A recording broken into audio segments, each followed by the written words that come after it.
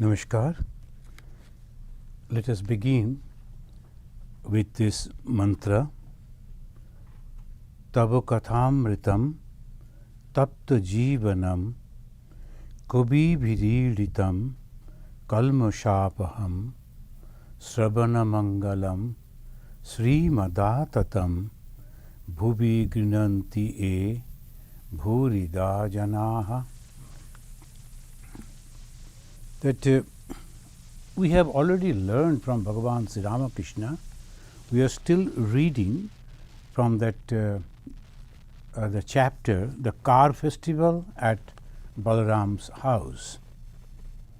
Then yesterday was the car festival, and Bhagavan Sri Ramakrishna, he also celebrated that festival, and we have already read that, and we learned from Bhagavan that one, God can be seen when the mind gets free from all upadhis.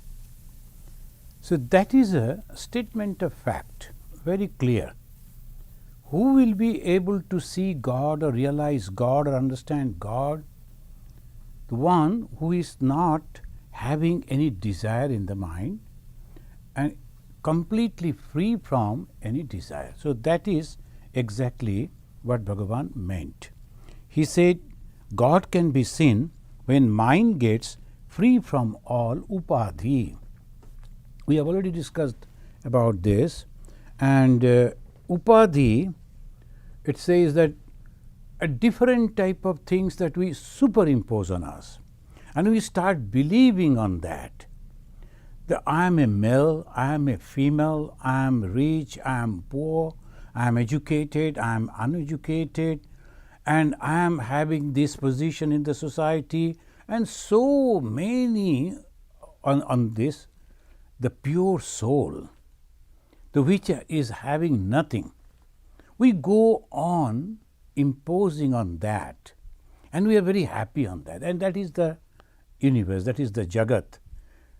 And some people, they will be go so low to cheat others, to kill others, to making all the possible sort of suffering of the people because of the behavior, because of the causes, all because of this wrong conception. And it is all for temporary. And what happens now when we are having some action, the obviously result of those actions are also coming to us, and again we are going back to that, and slowly again and again taking birth in different forms, in different times, and suffering right from the womb till death, again making the mistake. And that is why the God himself, who has created this universe, who has created us, who has given us the knowledge and also created ignorance, to help us to go out of this terrible circle of birth and death, he himself comes in different time, in different forms. This time he has come in the form of Bhagavan Sri Ramakrishna. And he is mentioning very clearly that you can see God, but if your mind is completely free from all these epithets, all these upadhis, and these upadhis are false, they are all temporary. And false means what? False means temporary. Not that it is not there, the world is not there, it is there, but it is temporary. And for some little temporary thing, why we all should be so much serious? That is the miracle. The people, they are pure, but somehow they don't like to believe that. We are all pure, but we don't like to believe this. This is called Maya. Someone has closed our eyes and forcing us to believe that we are not pure, we are impure. That is called Maya. Shankaracharya explained in that way. Bhagavan Sri Ramakrishna, he is asking us to be aware of it. And he said, anyone can get the vision of God, can see God, when the mind gets free from the upadhis. Friends, we have to remember, it is not the path that we are following. It is the main thing that whether we are understanding, our idea is clear about the God realization. The God realization means understanding this world with all its different varieties are nothing but a miracle of God and nothing else. That's like the mirages that happen, like that only. If we can understand that, we understand the truth. Then what happens? We become completely fearless because we know we are eternal. And there will be no fear of death. There will be no fear of ending.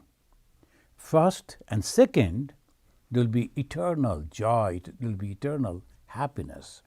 And this can happen to anyone. It is not the only Brahmin. It is not only the male. It is not only the Hindu or so and so and so. Nothing. Any human being, any point of time, understanding this. This is the first lesson, and that is why Bhagavan Sri Ramakrishna, in the beginning of his ministerial life, he said, God realization is the goal of human being. Manushya jivaner uddeshya. In Bengali he said. In Manushya jivan, that is the life of a human, that we are always thinking that we should become so and so in the society. My name should be there in the society. People should remember me in the society. All those are upadhis. Now, these are the choices. Shall I go for these upadhis? That the people will write down our names in the history, and whether people will read that history or not. We have forgotten so many things. Hundreds and thousands of years, the human society, every time it is growing, only some researchers, those who are interested to know, they know. Otherwise, everybody, and we have forgotten everything. So, if that is so, if it is so temporary, shall we go up, give our mind to that, or we should go back to our own self? So, to go back to our own self, to go back to the fearlessness, to go back to the real joy, the bliss, what we should do? We should remove our upadhis. This is first. Second, he said, perfect jnana and perfect bhakti are one. Perfect jnana and perfect bhakti means, perfect jnana we know is a path where we discriminate. And what is perfect bhakti? Is another path to realize God. Thinking that God is there, I am his devotee, to generate the love, one-pointed love, attachment, hankering for God. So, one is the path of jnana, where they constantly go on judging, discriminating. Another path, it goes on loving and concentrating and understanding that God is there and we can realize God. So, these are the two paths. Now, why Bhagavan Sri Ramakrishna is giving so much of importance on this? Because the people will be constantly fighting. They will be fighting and criticizing each other on this misunderstanding. Even today, there are people, if they are following the path of jnana, they will be denouncing those who are following the path of bhakti. Is from this they develop, the rishis, those who realize God, they develop this, so that different type of attitude, people with different attitude can go towards the same goal. So, this is the main thing. Pure jnana, pure bhakti are the same. What is pure jnana? knowledge of oneness. What is pure bhakti? The knowledge of one God. The God, it may be Vishnu, it may be this, it may be that, some name we may give, but that is the one, not two. And I see that God in everything. I see everything in that God. In the Bhagavad Gita, and Sri Krishna is mentioning, it is very clear, Yo mam pashyati sarvatra, sarvam cha mai pashyati. Now some people, though they are following the path of Lord Krishna, they will completely describe this particular teaching in their own way. Why? Because ego. So why this conflict in religion? Why this conflict in path? Why this conflict in spiritual practices? Because some people, they are describing it in their own way. That's why Swami Vivekananda said, religion is realization. You have to realize it. And when we realize, we see it, everything is same. Bhagavan Sri Ramakrishna is the embodiment of unity in diversity. Those who are following the path of jnana, he encourages them. But you should be very sincere, because that is the most toughest path. You have to give up everything to pursue in that path. When you are working in the office and taking care of many other things, at the same time you are saying, oh, I am following the path of jnana, is very doubtful. You do not know what is jnana, and you are not sincere about that. You just follow, oh, I follow this, I follow that, and they will be quoting some famous names, and so we are follower of that. That is up to you, but the thing is, are you really genuine, sincere? That is why Bhagavan Sri Ramakrishna mentioned the perfect jnana and perfect bhakti are one. He gave the examples also. And he said, today we will be reading and listening, jnana or bhakti are like water and a block of ice. This is Sri Ramakrishna. So when all the pandits, those who studied the scriptures and very highly scholarly people, they were getting confused, they were debating among themselves. Bhagavan Sri Ramakrishna, as because he is the God himself, is very simple. He never made it complicated. What is bhakti? It is like the water. It is like the ice of a block of an ice. Because the water has taken a form, so that is bhakti. What is jnana? The ice has melted, has become water again. That means no form. The jnana, no form. Bhakti with form. But form of what? Form of the same water. Form of the same God. Why the God is taking the form? Bhaktanam anukampartham brahmana rupa kalpana. The Brahman, which is all-pervading consciousness, is taking a form as if taking a form, kalpana. Bhaktanam anukampartham brahmana rupa kalpana. But this is the way, if we understand. So I like to worship God, I like to cook for God, I like to pluck flowers and offer to God, I like to use the sandal paste for God. That is my choice. I like it. And I am following that because I get satisfaction and I feel by that way I will realize God. You are free to do that.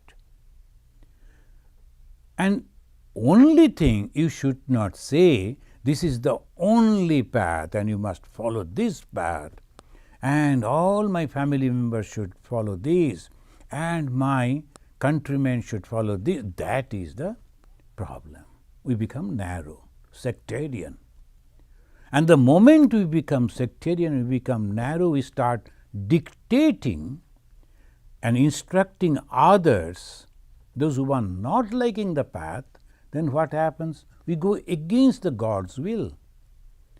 And the result, we are away from God. That is the reason, if you are reading the Gospel of Bhagavan Sri Ramakrishna, you will find Sri Ramakrishna categorically again and again mentioning this. So we should not make any mistake.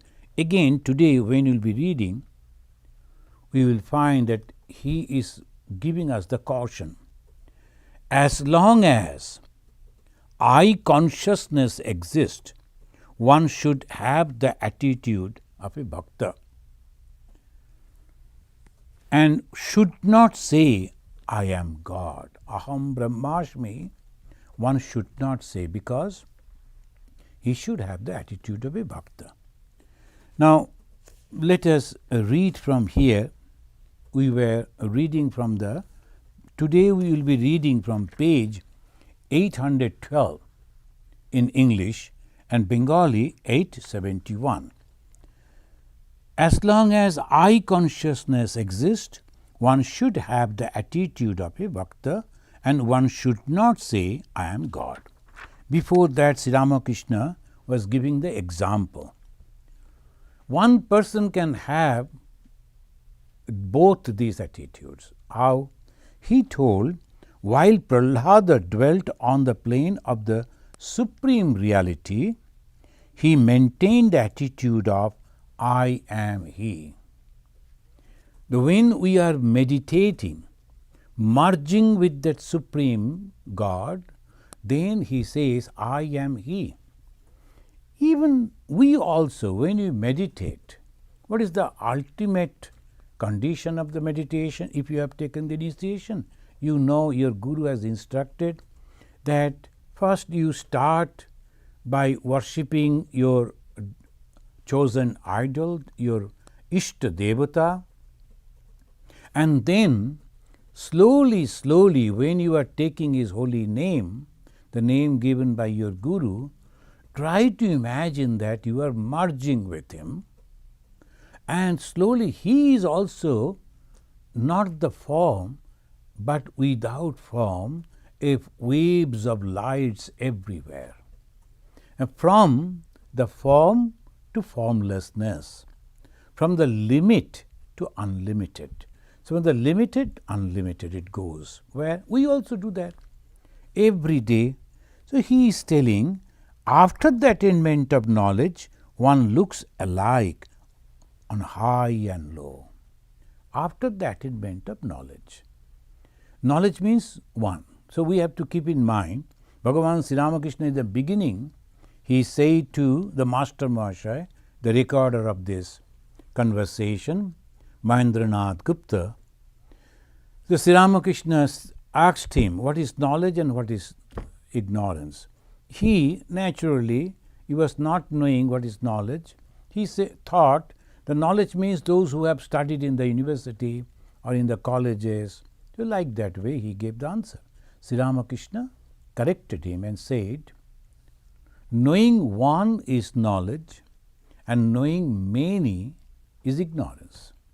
So at this moment, we cannot see one, we see many. We see the animals, we see the human beings, we see my countrymen, we see the enemies. So different attitudes we are having. So what we should do? We must follow the path of bhakti. And when we are following the path of bhakti, slowly we will know, as our mind is becoming purified. And what is the purity? Unselfishness. What is the purity? Love. And what is the purity? Services. So these qualities, when slowly coming within us, then our mind is becoming pure, and we will see the person whom I was thinking as an enemy, in reality it is not. A person whom I was thinking as the male or the female, or we were seeing different animals, birds, reptiles, outside, externally they are. But inside, each and every one is having the life, the consciousness. Again, Bhagavan Sri Ramakrishna in many places he has given the example. The sweets, if you see, there's a special kind of sweets that the Bengali they prepare. Externally, there is a cover. The cover may be of anything, but internally they change. Sometimes they will use the inside coconuts, or some very costly the milk, and on the top of the milk, which become the little thicker, they will put that also. The taste is different. So obviously quality will be different.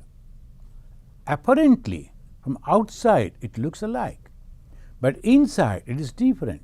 Giving this example is trying to say the human being looks alike, but the thoughts that one is thinking, that makes them different. Who is a holy person? Who is having love for each and every being, and who is completely unselfish is a holy person.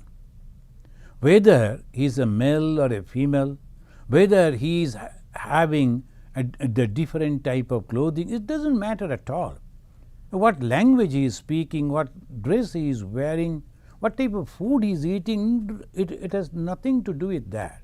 It is the attitude, it is the thought that changes the person.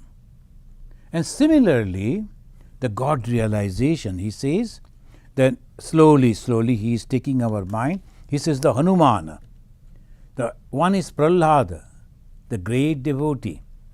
Sometimes he used to say, I am he. That means the God and I are same. Hanumana also said same that way. What was his attitude of the Hanumana? He said, when I think myself as a being, then you are separate. I know this is Hanumana, I am separate. I was born in a different family. I grew up in a different atmosphere. And this is my name, this is my feature. Then I am separate from you. But when I, in meditation, merge with the consciousness, I see that you and me are the same. So Bhagavan Sri Ramakrishna again and again trying to bring this knowledge, this understanding, the very clear thing to us so that we understand and we should not make any mistake. Hanumana also sometimes said, I am he, and sometimes I am the servant of God. Sometimes he said, I am a part of God. Now, I am a servant of God. The three sentences, the statement you can say that the Hanumana gave, and that differs. In Vedanta, there are three schools. One school, they say we are completely separate from God. We can never become God. That is pure Dvaita school. And Madhvacharya, he is the exponent of the Dvaita school. Dva means two. The Dvaita means different. God is different, I am different. And that way it goes in this. The God is pure, I am impure. And God is all powerful, I am limited. I don't have that power. God is having all knowledge, my limitation. So that way I can never become God. But if I pray to God, if I worship God, by His grace, I may go near to God. They will say Sayujya, Saruppa, Salukka, like that. So in the Bhakti school, they say you can go close to God if God wills, permits. But you can never become God. You are completely separated from God. And that is exactly what most of the religious schools they follow. Like the Semitic religions, the Judaism, Christianity, Islam, they also believe in this complete separation. We can never become God. Now slowly if we go to the philosophy and if we have that argument on that, if I am not becoming God, if I am completely separate from God, then who has made me, created me? God. Out of what He has created? This is the point. The God has created the universe. All schools are saying the same thing, all religions, all philosophy. It is the God who has created this. Maybe they will be giving the name that Jehovah or these and that, but God has created.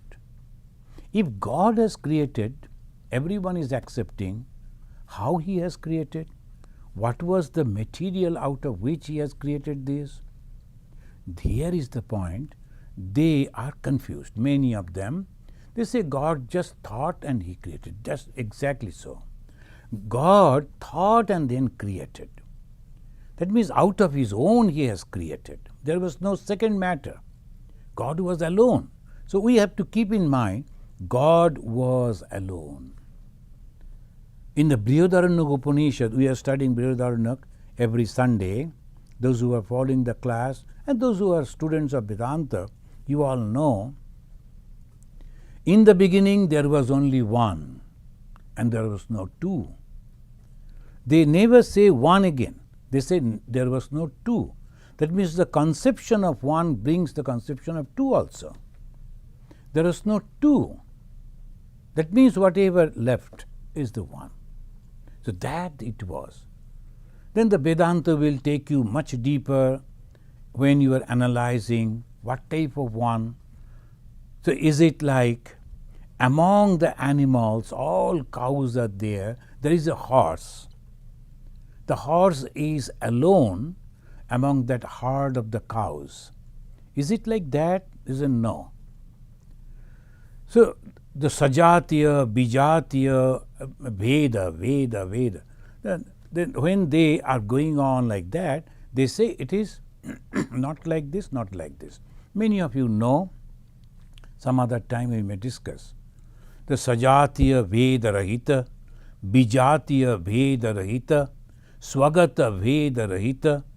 That means I am only one human and I have two hands, I have two legs. No. Even not that. It is just one. It is not having the hands. That is also different. So obviously you have to imagine it is something which is not having anything out of that. From that all these different things have come. If they have come, it is separated, then the original thing will be lost. And two different entities are coming in existence. God will be there and this world will be there. Can there be two existences? No. So these are all philosophical, very subtle way they will discuss. The Bhagavan Sri Ramakrishna in a simple ways he said, in a three different views you can realize God. And when you realize God completely, then you will understand these three views are true, at the same time are not true. It's beyond. This is Sri Ramakrishna. That's why Swami Vivekananda said, Avatara Varishtaya. He is among all these avatars, incarnation of God, he is the best among all. Why? Not just because he was a disciple of Sri Ramakrishna, he said like that. If you analyze, you will understand the avatar conception, of course, among the Hindus, and genes are there among the Jainism, and Buddha is only one. So like that. But here, among the Hindus, when they believe there are different avatars, and avatar means the God who is taking that human form, maybe different forms to help the humanity, his best creation, to go back to the source. In this modern age, 1836, when that same God, Supreme God, took the form Bhagavan Sri Ramakrishna, though he was born in a Brahmin family, but he was not having the pride of the caste. He used to remove his thread, that the holy thread.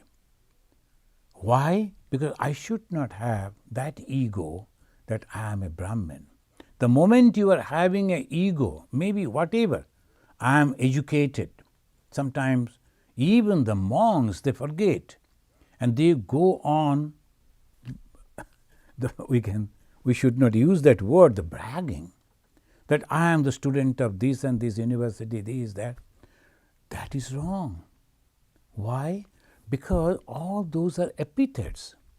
A monk should not do that. He forgets completely. When we take the initiation into monkhood, we burn all our previous connections. We forget everything. Saddayata Shiva, again a new birth, and in the auspiciousness. Is born in auspiciousness. What is that? Unselfishness. That is the purity. Love, that is the purity. So Bhagavan Sri Ramakrishna, again let us go back to that, and he says, Hanumana, he mentioned, then when I am conscious about this body, I am separate from you. And when I am meditating on you, I am a part of you. And when I go into samadhi, I am you. So look at it. First is Dvaita, Vishishta Advaita, another school, and propounded by Acharya Ramanuja. And then the final, Advaita, no two, I am you. First is Dvaita, which was propagated by the one very, of course, realized soul, Madhvacharya. Another, I am a part of God, Ramanujacharya. I am God, Shankaracharya. These acharyas, they explained this creation in their own three different views. And all through, there was a fight among their followers. Bhagavan Sri Ramakrishna came and he amalgamated the whole thing, Samannaya Devata. That's why they say he is the God of the parliament of religion, as we are going to celebrate. So that he was the parliament of religion, all things together. So it's so clear. When I am thinking myself as a body, I am thinking that I am so and so, I am a Bir Hanumana, then I am separate from God. In meditation, when I am trying to merge with God, so I am the part of God, otherwise how I will merge? I cannot. And when I merge into that, I become one. So these three stages, many of you may be knowing, Swami Vivekananda said, we never travel from error to truth, from lower truth to higher truth. So this is the beauty. From lower truth, that I am separate from God, lower truth. It's a truth, of course, but not final. I am part of God, of course the truth, but not final. I am that is the final. That is why Advaita Vedanta, that is the highest. Why? Because there remains no two. It is the one. Why you are constantly thinking that you are separate from that? Because the God and the God's creation are the same. The God created this universe out of his own. The material cause and the intellectual cause are the same. Saying this, Bhagavan Sri Ramakrishna, he is mentioning, to be sure, the ego does not disappear altogether. As long as the part of I persists, I cannot realize I am he. Now he is mentioning the practical thing.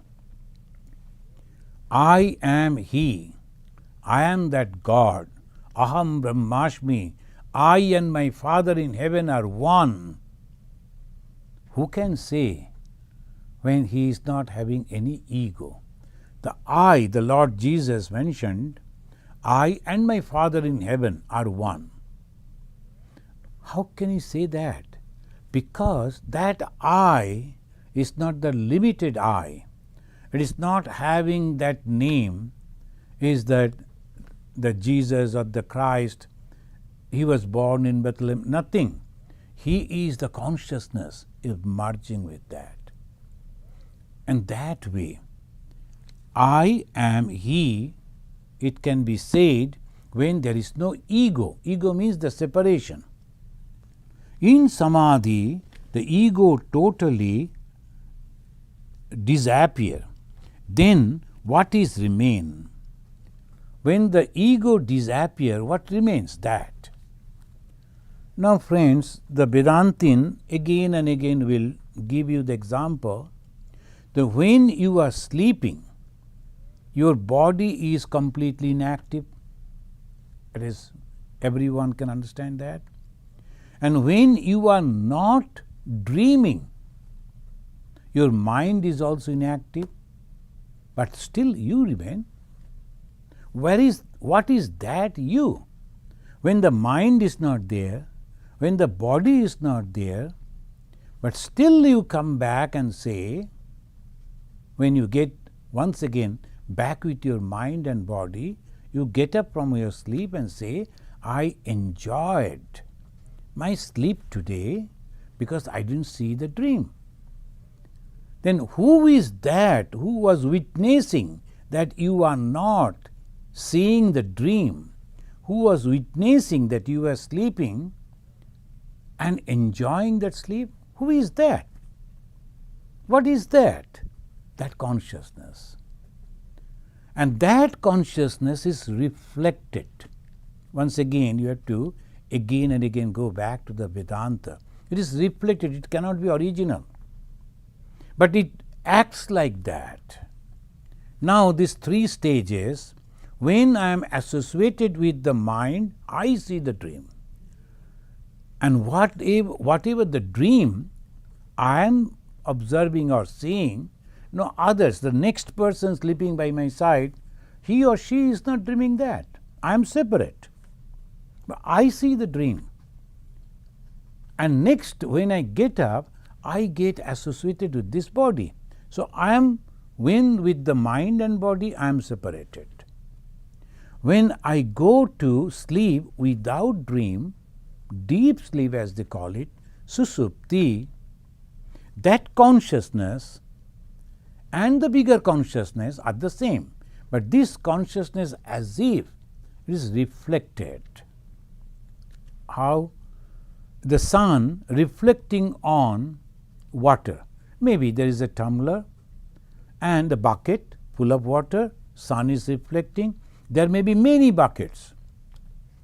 And in every bucket water, sun is reflecting. And we are counting, it is 10, it is 8 buckets full of, so many suns are there. Are they really true? No. But the glitterings of the sun, we can't even look at the reflected sun. It's so bright, just like the original sun. Not only that, the reflected sun is warming the water as like the original sun. How can you say that it is not the sun? Its behavior, its activity, just like the original one. It is also very warm, and the reflected sun is also warming the water. And that way, we are also in our buddhi, intellect, which is the subtle part of the mind, the reflection of the consciousness is coming. And so we think that I am thinking, I am intelligent, I can understand better. All that is from there. If we can understand this subtle point, we understand religion. The I am the part of that, but reflected part, not original. So let me go back to the original. How? To break that pot. And the moment we break those buckets, there is no reflection. Similarly, when we forget this body, mind, there is no reflection of the consciousness. Where the consciousness go? they go back to the original. Here, there is a point we have to remember, not that when we die and burn our body, we go back to the original, no. Again, because there the mind is already having a lot of other things. What is that? I have to finish this work, I have to achieve that, I have to do that, etc., etc. There are many things. A full bucket is there, full of things I am carrying. And that is called samskara.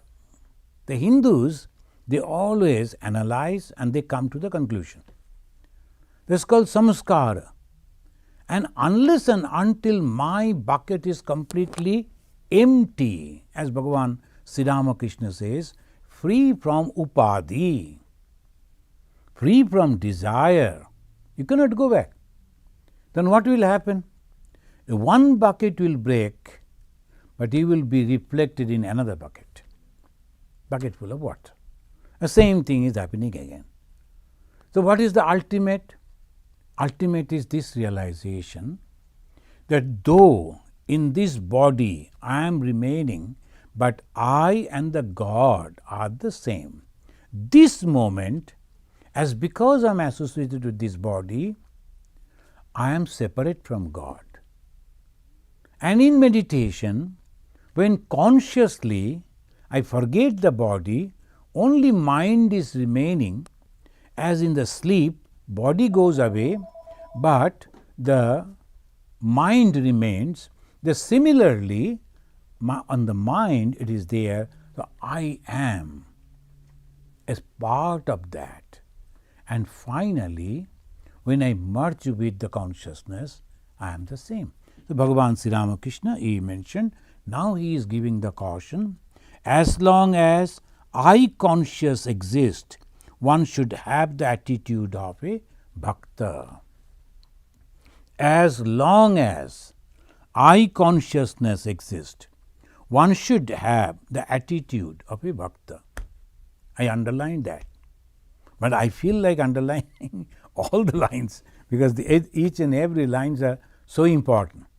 But this is really many people unknowingly they try to follow, as because the modern education, little bit of science and maybe that what's called engineering, the medical, they think we are all intellectual people and this is for us. No.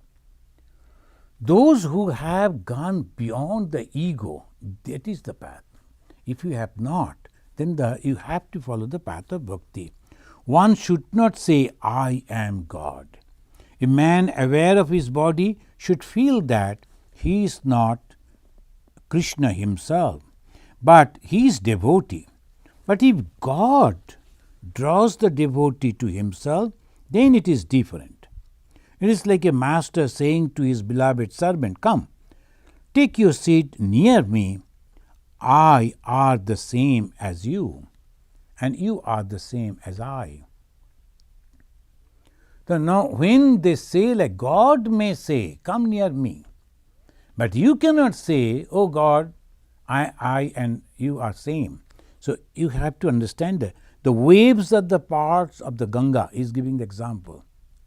Waves are the part of the Ganga, but the Ganga is not the part of the waves. So this is, when the waves are there, are they different from Ganga? Of course, because their shapes are different. But if the Ganga is not flowing, where the waves will be? And if you think the waves only, the base water, the main river, where it go? So our thinking, thought should be very clear. According to the understanding, we should follow. There are people who are worshipping the trees, worshipping the stone, worshipping this and worshipping that. They will be fasting, walking on the fire, and sometimes they will be hanging. They are giving their whole body so much of pain. We have seen in the summer time mainly they do. They call it gajan. So a group of people, they will be some of the iron hooks here and there in the body, and with that they will be tied and hanging from something, and they will be slowly moving. They are thinking, torturing the body, the God will be happy. They think in that way. It is for them, but the body has nothing to do with anything. Body only takes us. Sharidam adhyam khalu dharma sadhanam. It is necessary because our mind is inside the body. It is mind only. It is the thought.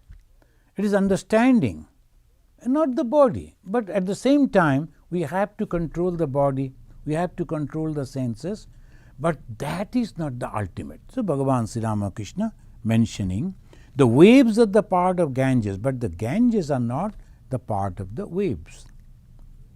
Shiva experiences two states of mind. When he is completely absorbed in his own self, he feels, I am he. In that union, neither body nor mind functions. But when he is conscious of his separate ego, he dances enchanting Rama Rama. Shiva's guru is Rama. Rama guru is Shiva. They say in that way. The Shiva, he is chanting the name Rama. Why? Because he is separated from Rama. The same way, when we are singing, praying, we are trying to meditate, we are separate from God. We have to accept that. Those who are following the path of the knowledge, like the Ramana Maharshi, they never meditate. They never do worship. They never pray. They never go to any holy places even. They don't do anything. Going and lecturing and nothing they won't do. Why? Because then who is doing it? Who will be doing that? When I am meditating, that means I am separate, meditating on something else. But a Jnani, those who are following the path of knowledge, they cannot think in that way. They should not think in that way. That their practice is only discriminating. So can a man who is living in the society, having the family, having the business or the office duties, practice that? No. You have to be recluse. You have to give away everything and go and practice. I have seen one or two of our Swamis. They were completely different than the other Ramakrishna Mission Swamis. They used to sit with us, they used to eat with us, everything. But their practices, spiritual practices, were completely different. So this was but we have to understand that which is unmoving also moves. Just now you are still, but a few moments later, the same you will be engaged in action. Now he said, Jnana and Bhakti are one and the same thing. The difference is like this. One man says water, another says a block of ice. Look at it. This is Sri Ramakrishna. The example that he gives is so easy. And that is solving the problem of that debate that continued for thousands of years. Generally speaking, there are two kinds of samadhi. First, that is Jada Samadhi. One attains it by following the path of knowledge. Like Ramana Maharshi attained at Jada Samadhi. Jada means inert. He used to lie down inside a cave, and hundreds and thousands of ants will come and bite on his body, and he will be observing those ants cutting or eating his own flesh. He won't feel at all. That is called Samadhi, Jada. I am not this body. Why should I feel pain? How many of us will be able to do that? So when you are learning about it, reading about that, it is okay. But for the practice, please, you have to listen to Bhagavan Sri Ramakrishna. Otherwise, your effort will become completely wasted. Those who are trying to be a doctor and thinking that they will go to a medical school, they should have some basic knowledge about that, mathematics, scientific knowledges, and at the same time, they should not feel that, oh my God, this is a filthy body, I have to open it, I have to see the parts of it, and the next day I won't be able to eat food after seeing segregation when you are segregating the animals, dead bodies. Are you ready for that? Then it is good for you.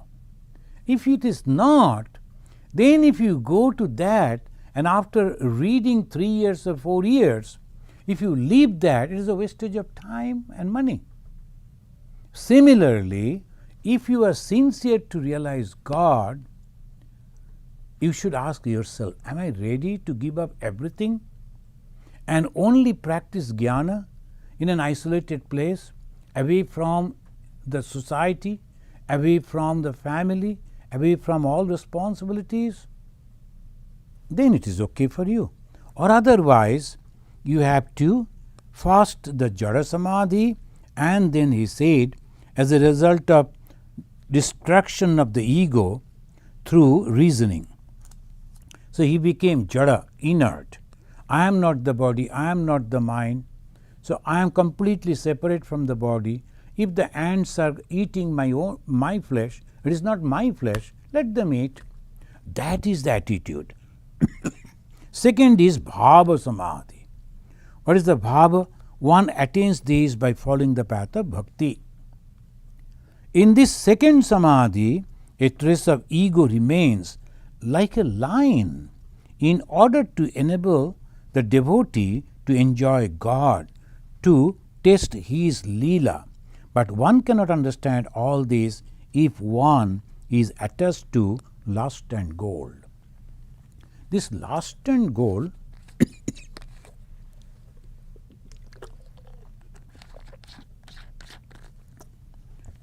Bhagavan Sri Ramakrishna is using this word. Why? Because if we have the desire to enjoy the worldly things, we need the wealth to satisfy naturally. Nowadays, the great news that a few people, very, very rich people, they went down into the sea to see the wreckage of the Titanic. Now they are lost. The hundreds of people are trying to find them out because there was a submarine, special type of submarine, where they have gone. So all people are in anxiety. But look at it. When they were going, they are going for enjoyment, to like to see. And they are very rich people. Otherwise, you won't be able to afford the ticket to go down to that. Now what happened? A suffering. The desire is there to do like that, and you didn't need money. And after even spending money, not that you can enjoy, rather you may lose your life. That is, God forbid, let them come back alive, and there was only few hours left, and the oxygen and all that as we come. So let them come back alive, and we pray for them. But at the same time, when we are analyzing it, if you have money, how you are using the money? To fulfill the desire. And when you are trying to fulfill your desire, it may be joyful and it may not be. Most of the time it is not. On this point, when you are analyzing, well, I was eating in a 7-star hotel. First day, second day, third day, fourth day, months, years, it's the same thing, same fashion. Only I am thinking I am eating, sitting in a 7-star hotel, and I am thinking I am enjoying. It is nothing. The same food you will get somewhere else. So why then unnecessarily wasting our wealth?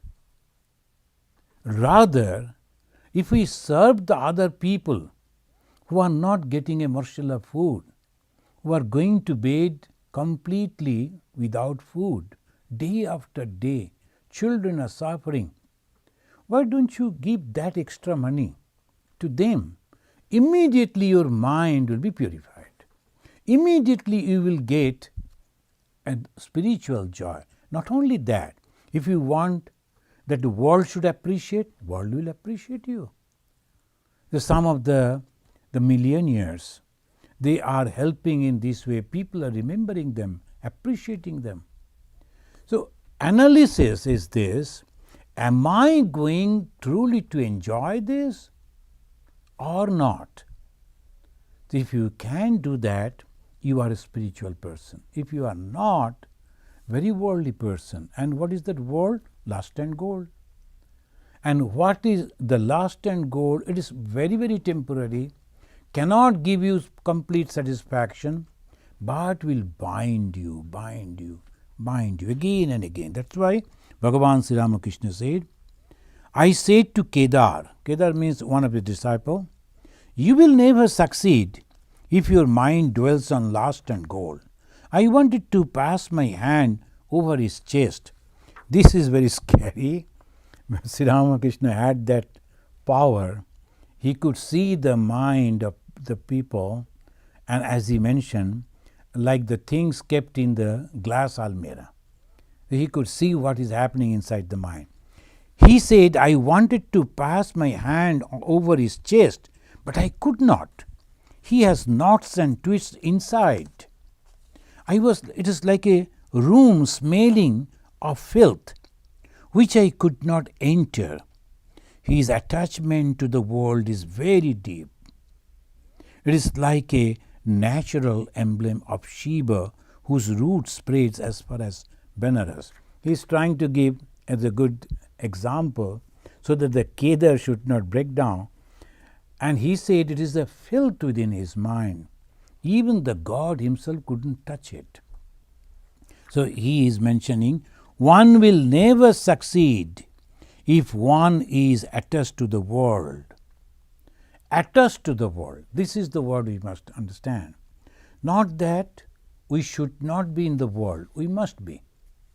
All these Ramakrishna mission monks are in the world only. Because we are Puri Sampradaya. We are supposed to be here, trying to help the others, as I am trying to help myself, and I am trying to help others also. Atmana Moksha, Jagat Hita.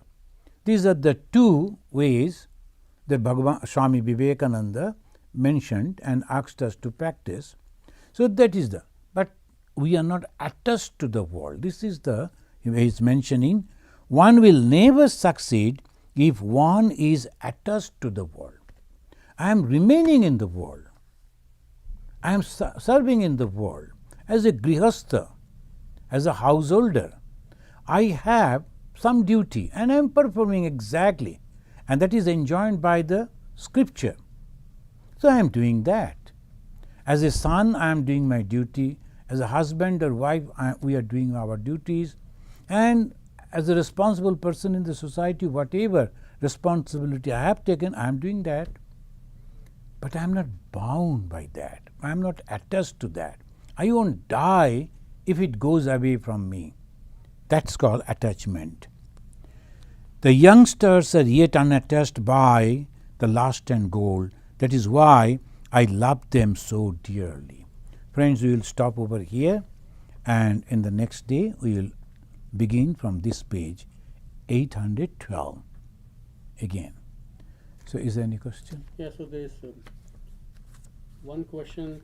Ashok Chattopadhyay is asking, do truly non-dualistic Vedantin monks not even go to Sri Ramakrishna or Holy Mother temples? They go, but we have seen there was a Swamiji, so he used to go, but at the same time he won't offer pranam to any images, because he was the manager of the Belur Math. It was his duty to see that everything is going on as it perfectly, properly. The pujaris, those are the monks, those who are interested to come, they are doing their duties, and whether everything is neat and clean. Sometimes the cobwebs will be there inside, people don't notice that. So he will go and check as his duty. but not as a devotee going to a temple. You know, I have seen two persons. That is, one is Swami Bireshwarananda Ji Maharaj. He was the 10th president of the order. And Bharat Maharaj, Swami Abhayananda. They were friends. And one was Bireshwarananda Ji, president of the Ramakrishna Morton Mission. He was, at least apparently, very devotee and devoted. And the Abhayananda Ji was declared Advaitin. So both of them, they will go to Sri Ramakrishna temple. Abhayananda Ji will place his hands at the back, lest it comes and fold. So he will be holding in the hands at the back, and he will be watching and performing his duty, asking the people to do this, do that, and arrange things and that way. And Bireshwarananda Ji will go almost trembling when he is approaching Bhagavan Sri Ramakrishna's statue in the Belur Math Sanctum Sanctorium. These are the two pictures I have seen, and this is the beauty of the Ramakrishna mission. Two monks following two paths are living in the same. So they go, of course, but they always remain in their own path. Thank you. Somin Das is asking, how can I overcome Maya? Somin Das, that is the toughest thing, because Maya means our wrong conception. You know, sometimes some people, they start thinking in a different way and they think they are correct. Others are making the mistake. So that is called the Maya means it has completely covered our mind with the thought that I am so and so, I have attachment to this, I have this, that, so many ways. So only one thing, that as Bhagavan Sri Ramakrishna said, in those days the gird and the railway gird, he used to have one type of torch that only light is coming out from one side, all the three other sides are closed. He used to see the faces of people, but people won't be able to see him because he was at the back of the light. If someone is asking, sir, I like to see you, will you please turn the light on your face? Then only you can see. Similarly, the Maya is the power of God. And if we pray to God, please release me from your Maya, then the God may ask his power, we can say pet, hey, go away, and immediately the Maya will go away. The only way to pray to God to take his Maya away from us. Thank you. So let us offer this mantra and then we conclude. Niranjanam nityam anantarupam bhaktanukampa dhrita vigraham vai Ishavataram parameshamidyam tam Ramakrishnam Shirasa namama. Om Shanti Shanti Shanti Harihi Om Tat Sat. Sri Ramakrishna Arpanamastu.